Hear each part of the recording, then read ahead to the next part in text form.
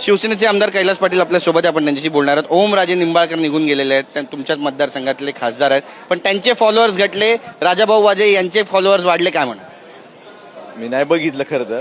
Social media तुम्ही सांगत असाल तर ते असेल जे लोक उद्धव साहेबांसोबत आहेत, निश्चय आहेत, त्यामुळे जे काही लोक फॉलो करत असेल, ज्या लोकांना निर्णय आवडला नसेल असे लोक निश्चितच अनफॉलो करतात. काल बरीच टिंगल टवाळी शिवसेनेच्या स्टेजवरून होताना पाहायला मिळाली, त्याबद्दलही चर्चा आहे. किरण पावसकर यांनी म्हटलं, आमचं काय पाळणा घर आहे का इथे सांभाळायला सगळ्यांना? ज्या पद्धतीनं बाळासाहेब ठाकरे यांनी विधान केलं होतं, भावनिक साथ घातली होती की माझ्यानंतर उद्धवजींना सांभाळा, आदित्यजीला सांभाळा, त्याची टिंगल टवाळी कुठेतरी सुरू झाली.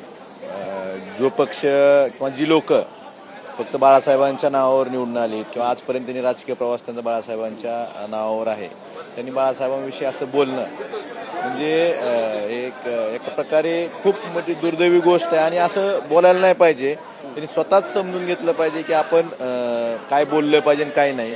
थोडं तरी तारतम्य ठेवावं असं माझं एवढं. आता शिवसेनेची नेमकी भूमिका काय असणार? कारण आणखी जास्त गळती लागेल असं बोललं जात आहे, आणि बरेचसे आमदार आहेत जे कालच्या बैठकीत उपस्थित नव्हते, अशी पण एक चर्चा. असं काय बरेचसे आमदार नव्हते, दोघं तिघं होते, पण त्याच्या वैयक्तिक अडचणी होत्या आणि ते पक्षप्रमुखांना सांगूनच त्या ठिकाणी. बरं, डॅमेज कंट्रोल करण्यासाठी काही बैठक बोलवण्यात आली आहे किंवा काही करणार आहात? उद्धव ठाकरे स्वतः यामध्ये काही लक्ष घालणार आहेत? नेते निघून उद्धव साहेब स्वतः आता या 6 मतदारसंघात येत्या 27, 28, 29 3 दिवस शिवसैनिकांशी संवाद साधण्यासाठी पूर्ण या 6 मतदारसंघात फिरणार आहेत. नेते मंडळी आमची फिरणार आहेत आणि शिवसैनिकांशी संवाद साधणार आहेत. खासदार ते म्हणतात की निधीची कमतरता होती म्हणून आम्ही निघून गेलो, विकास कामं करायची होती म्हणून निघून गेलो, आणि आमचं कुणाशी वाईट नव्हतं आणि कुणाबद्दलही काही मनामध्ये वैर नाहीये, अशा पद्धतीची विधान आहे. ही मान्य आहेत विधानं शिवसेनेला?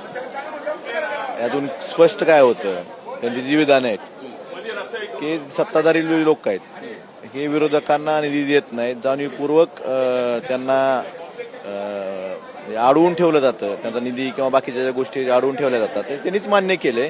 आणि म्हणजे आम्ही सगळीकडनं ब्लॉक करायचं आणि परत मग त्यांना पक्ष बदलण्यासाठी प्रवृत्त करायचं, ही ह्या सरकारची नीती आहे. पण त्यापेक्षा माझं म्हणणं आहे का सरकारनं एवढं बहुमत आहे, आपल्याला स्पष्ट बहुमत आहे राज्यात.